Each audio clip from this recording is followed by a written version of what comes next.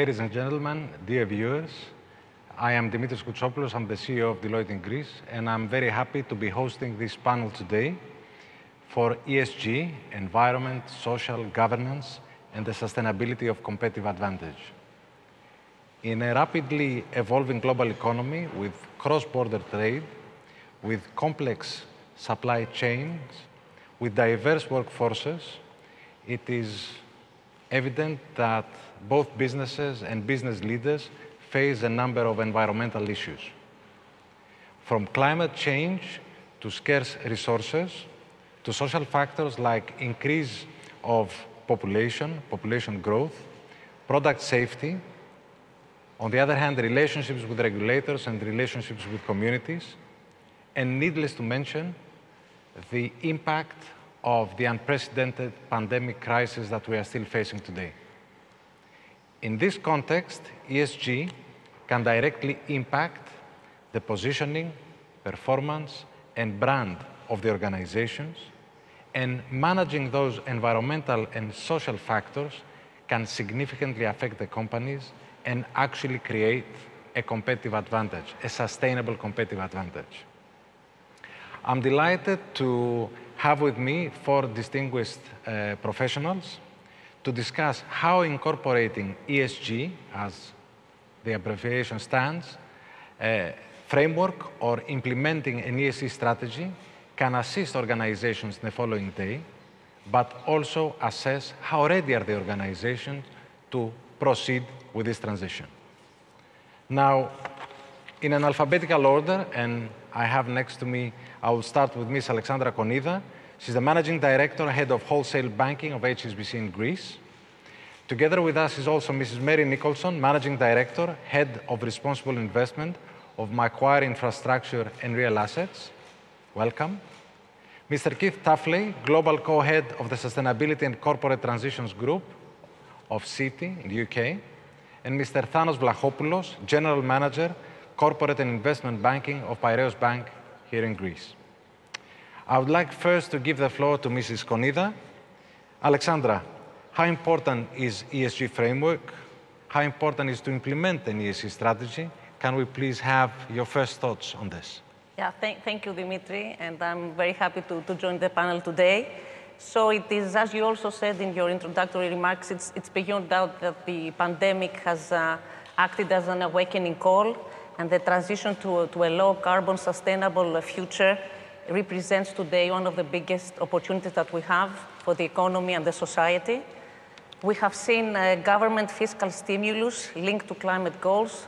The next EU Recovery Fund targets digital and green transition. We're seeing financial institutions aligning policies and financing decisions according to sustainability. And we're seeing companies increasingly embedding ESG targets into their strategies, as well as aligning their investment plans with sustainable goals. ESG is not a theoretical nice to have. It's a necessity, it's here, and it's a clear competitive advantage, I believe, for the companies that advance faster on this front. It is driven by consumer demand. It is driven by increased climate change awareness, especially amongst younger generations, I would say. Supply chain choices, regulation and policy making, availability of capital, and ultimately cost of capital. I would like to share with you some figures which come from our 2020 Global Sustainable Financing and Investment Survey that show the importance of ESG. So 97% of the companies that responded expect to redeploy capital in response to environmental and social challenges and opportunities over the next 5 years. 93% of the companies believe their capital providers, meaning shareholders, bondholders, bank lenders, care about their environmental and social performance. And 86% of the companies rate ESG and sustainability as very important or somewhat important, with the number one reason they state is that because they believe it's right to care about the world and the society, followed by our customers wants us to do this. Investors are also on board, with almost 50% viewing risk-return as the primary driver for environmental and social engagement. And banks, last but not least, can play a critical role. And at HSBC, we aim to lead this transition. First of all, in our own organization, we have a target to become net zero in operations and supply chain by 2030, and also align financed emissions, meaning the carbon emissions of the customers that we finance, to achieve net zero by 2050. And foremost, we are here, to support our clients in their transition to achieve net zero. And we are dedicating an amount of 750 billion to 1 trillion over the next 10 years to finance sustainable investments. Thank you very, very much. Can I have some first thoughts from Ms. Nicholson? So of course, thank you, Dimitris, and thank you, Alexandra, for your opening comments as well. I very much agree with the points that you have made. As an institution, Macquarie is very focused on sustainability. Our CEO, Shamara Wickramanayake, is a member both on the Global Commission for Adaptation and the Climate Finance Leadership Initiative, which sets a tone from the top that cascades through the organization. In Macquarie Infrastructure and Real Assets, we're investing in infrastructure, in real estate, in agriculture, in physical assets that are long-term in nature and fixed in place. And we're matching that long-term capital with long-term investors, predominantly pension funds and sovereign wealth funds. And so sustainability has been a very important focus for us for some time. As Alexandra just said, it's a necessity, not a nice to have. We believe that sustainability and a focus on ESG not only protects value, but it can generate and create. And we think that gives us the right positioning to deliver superior returns to investors. And sustainability is very important to our investors. We surveyed our key investors last year, and 91% of them said that they were focused on ESG and that focus was expected to increase over the coming years. And we see that anecdotally in the number of questions I get from investors about doing their due diligence on us as an asset manager, but also the demand we see from investors for sustainable products, say, for example, investments in renewable infrastructure. It's also, as has been mentioned, very much now a focus from the regulatory side as well.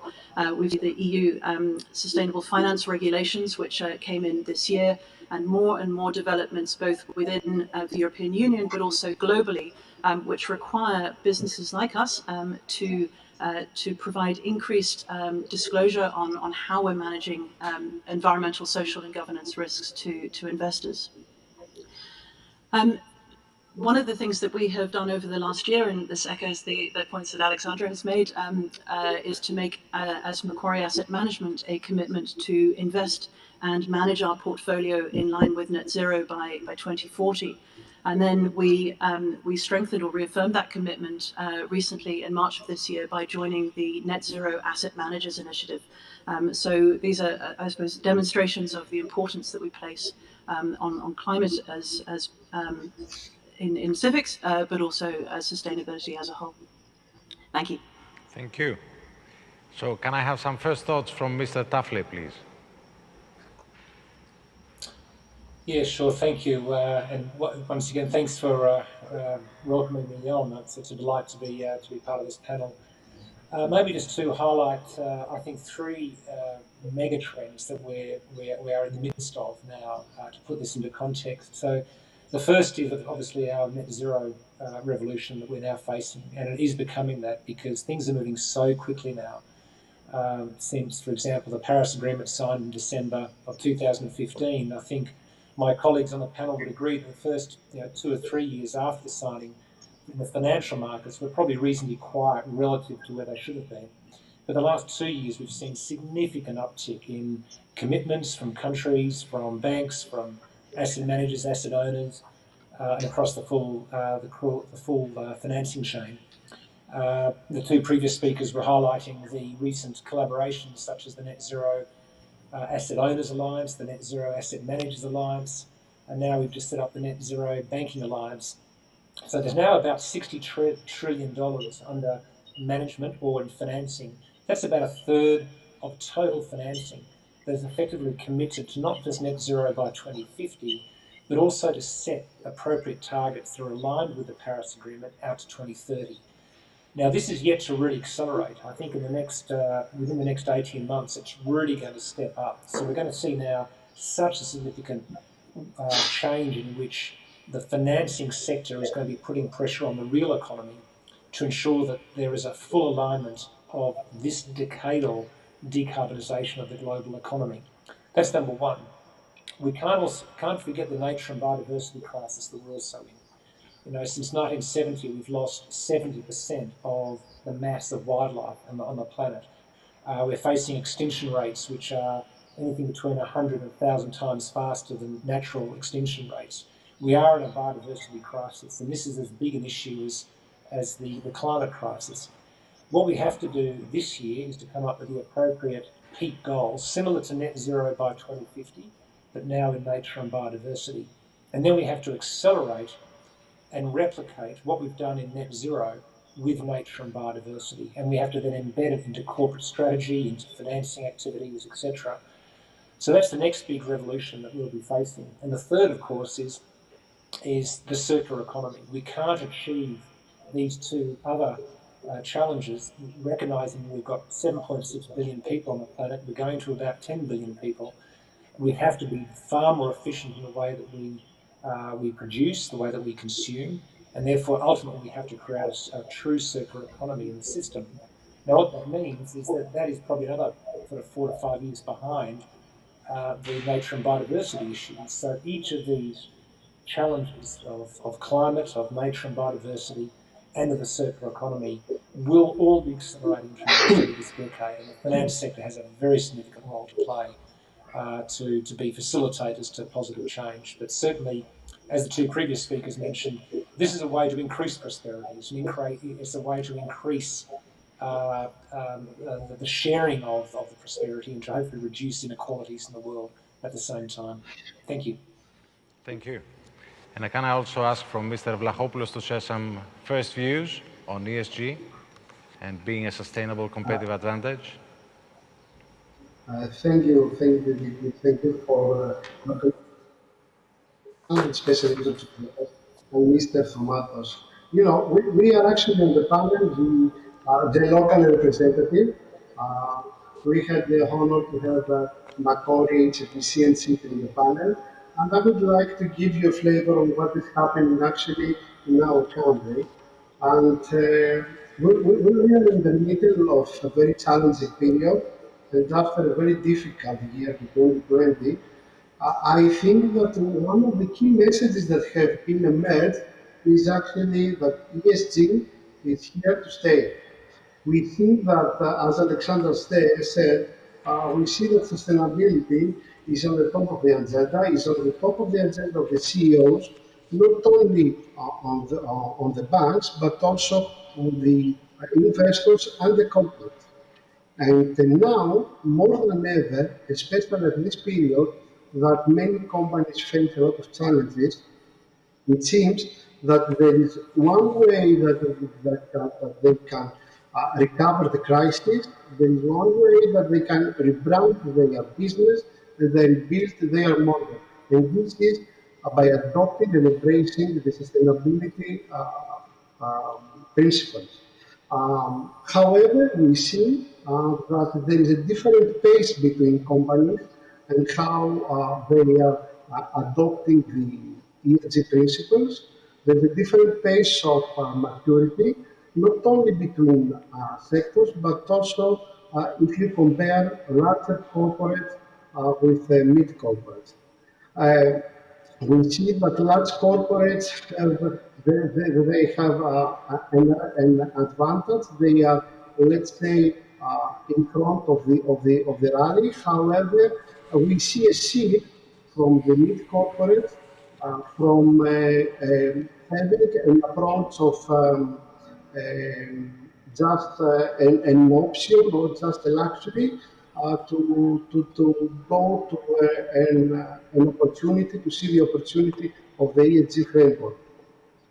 And actually what I think is that the role that the banks, and especially the Greek banks, have to play here is actually to take the responsibility and advise, guide, and pay, if you allow me, their clientele on this journey.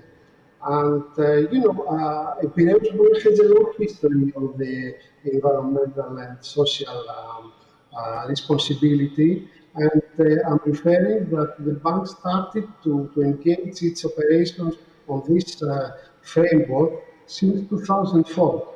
And I would like to share with the audience that the bank up to now has managed to starting from ourselves actually, have managed to reduce the CO2 emissions by 22% per employee. That's a huge amount if you compare it with the rest of the industry globally.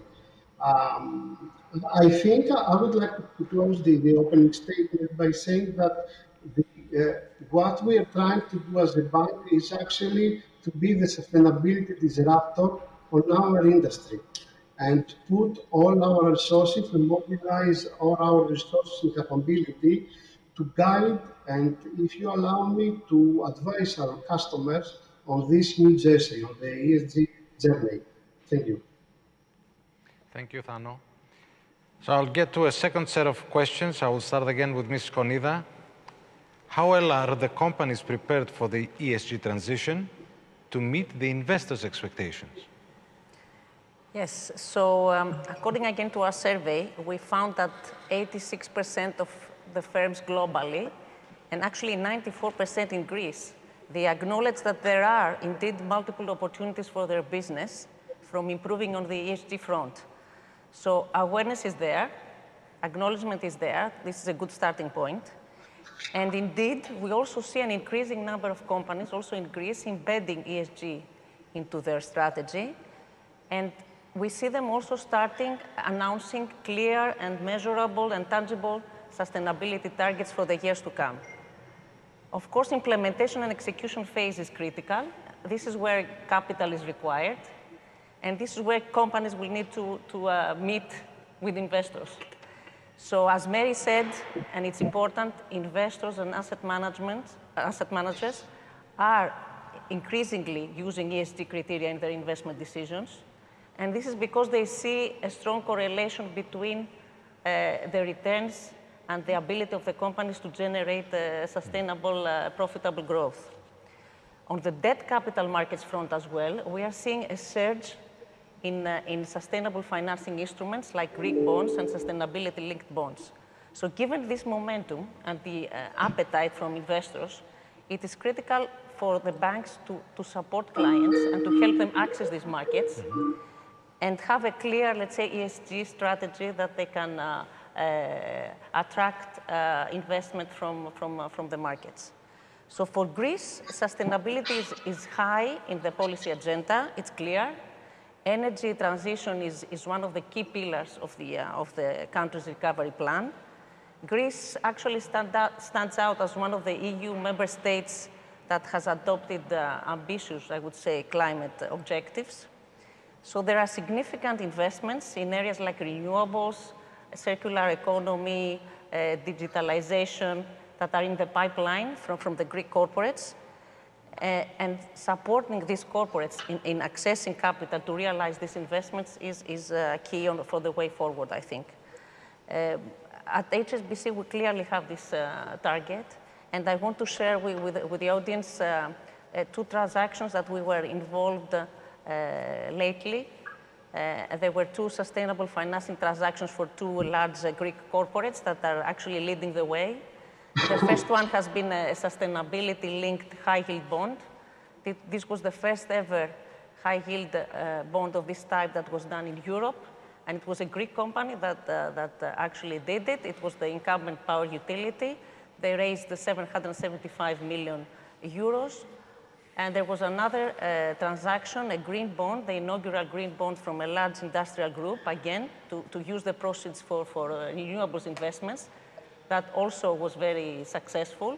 So both these transactions, what we have seen is that the ESG element In the first one, it was the sustainability KPI. The other one was the proceeds to be used for green projects, were key in attracting really an unprecedented demand from international investors, which made the transactions, as I said, very successful and got the issuers a very attractive coupon and the funds needed to implement their plans.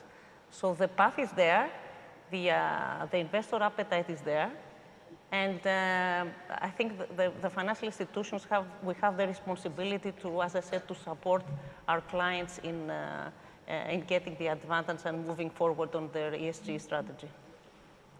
Thank you very, very much. I'll go next to Ms. Nicholson.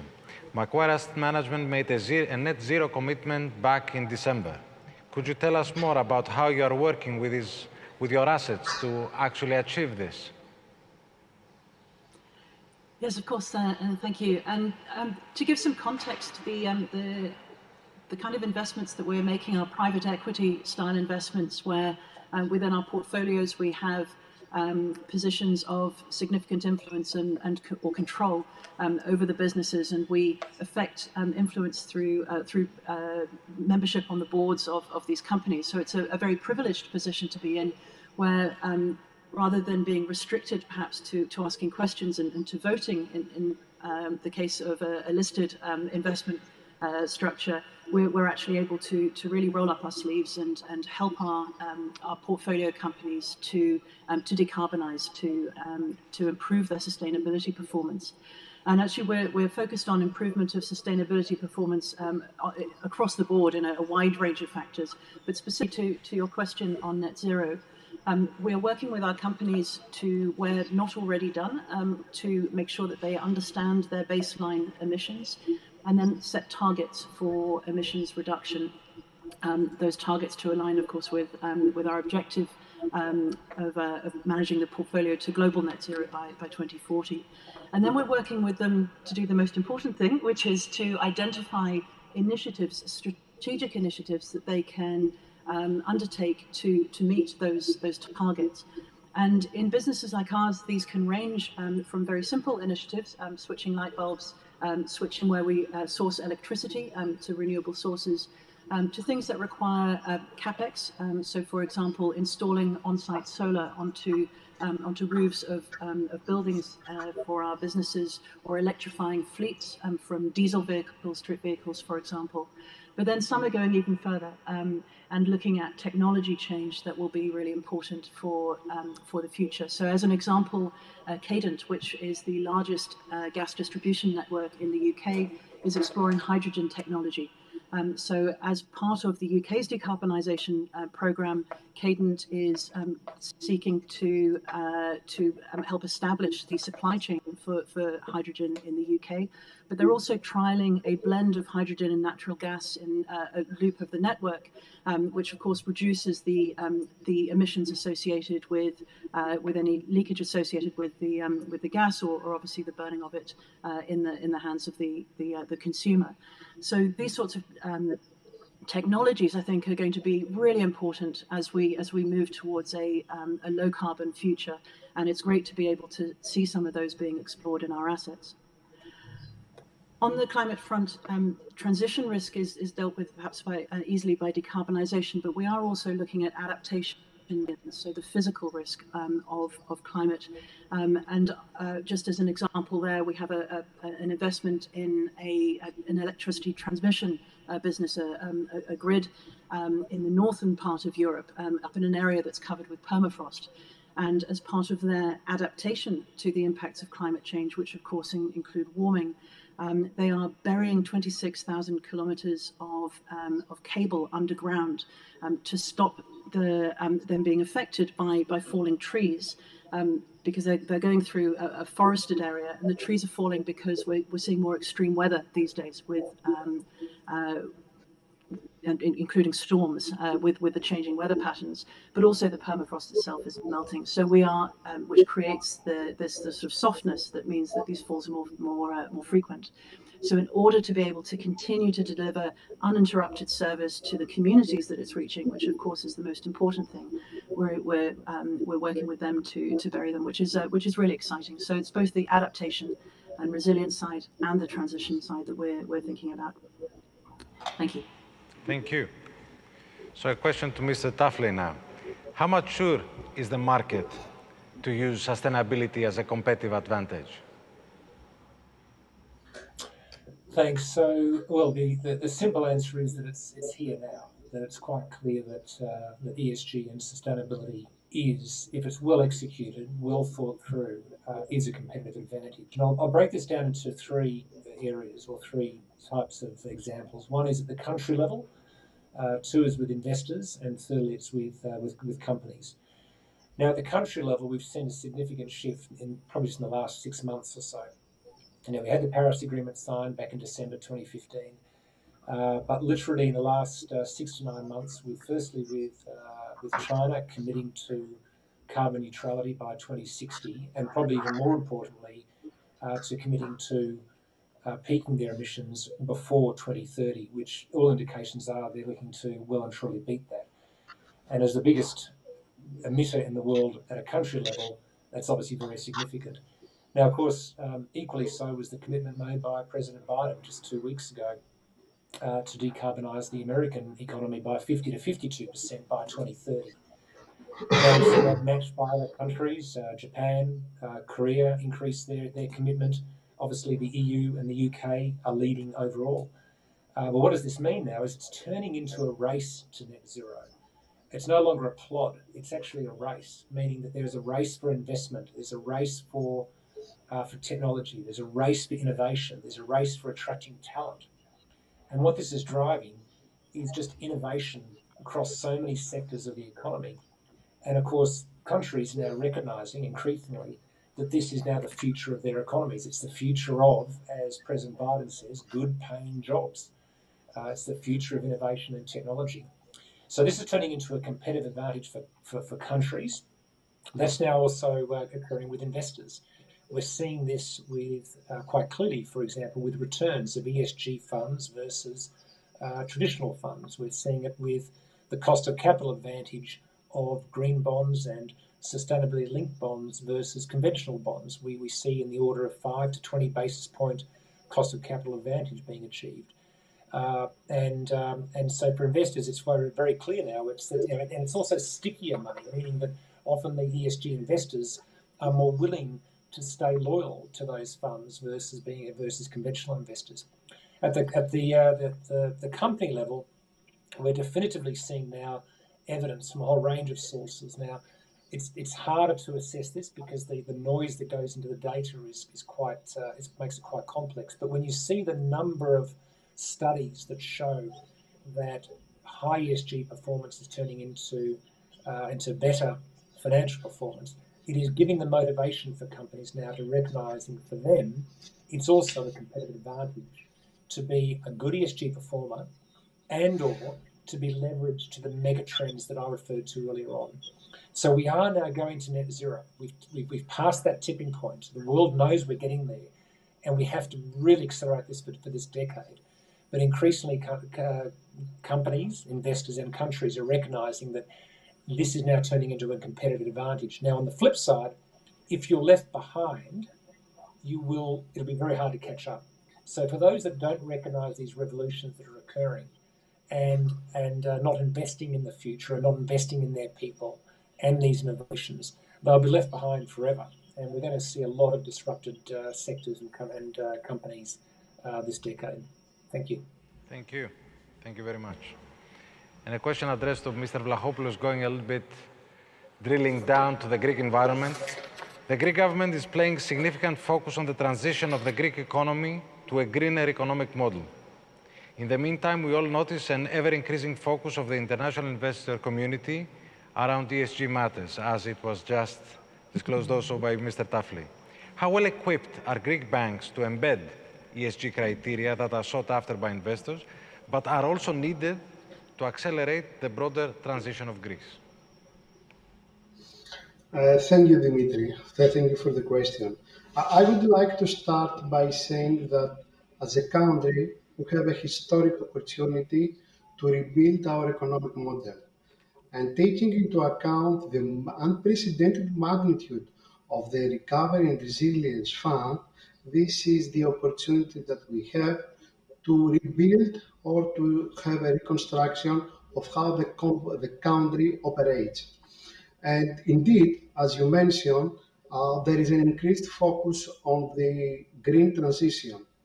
However, I would like to ask ourselves, is it enough just financing green, clean energy projects that will lead to this rebuilding of our economic model? I think that it's not. The answer is no. And I think that's why the European Union mechanism have taken into account that the recovery fund will facilitate investments that will have a positive impact on job creation and employment, on social and economic resilience, and definitely on the digital and extroversion of the Greek economy. So, actually, coming to your question, the simple answer is yes. Greek banks are ready, I think, to adopt and work with the ESG principles. And let me take this opportunity to make a reference to Piraeus Bank and to what we are actually doing on this front. And as I told you earlier, actually we see the sustainability not just as an, let's say, an option, but we see it as an imperative and as an opportunity. Um, we started, as said earlier, we started back in 2004, and today the bank is the top financier in the renewable energy sources project, having financed about 28% of the installed capacity in the country.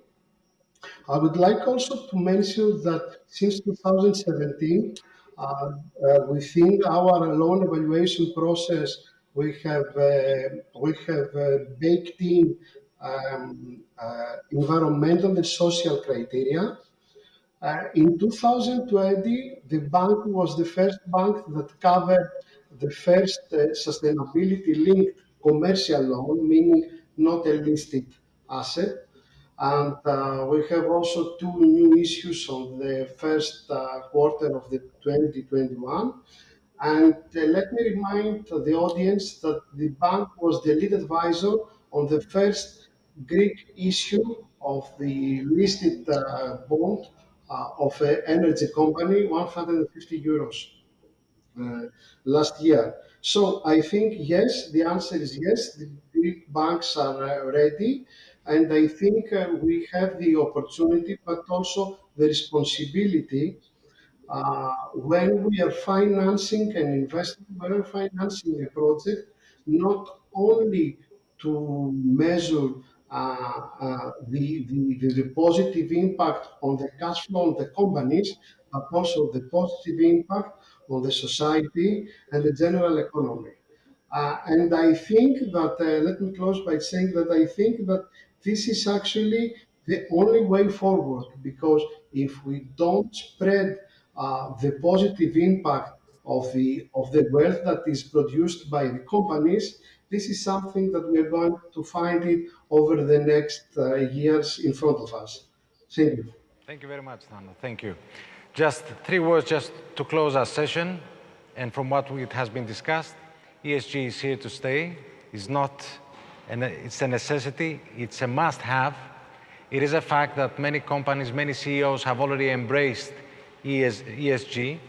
It has now have to be part of the strategy, has to be part of the plans of the companies. Some of them have started implementation. Implementation will be a very, very significant part. And I would like once more to raise the importance of ESG and the fact that it will create a sustainable competitive advantage. Otherwise, competition will outpace you and you will be left behind. I would like to thank all our speakers today for participating in the panel, and I would like to thank you all for viewing this very interesting discussion. Thank you. Thank you. Thank you.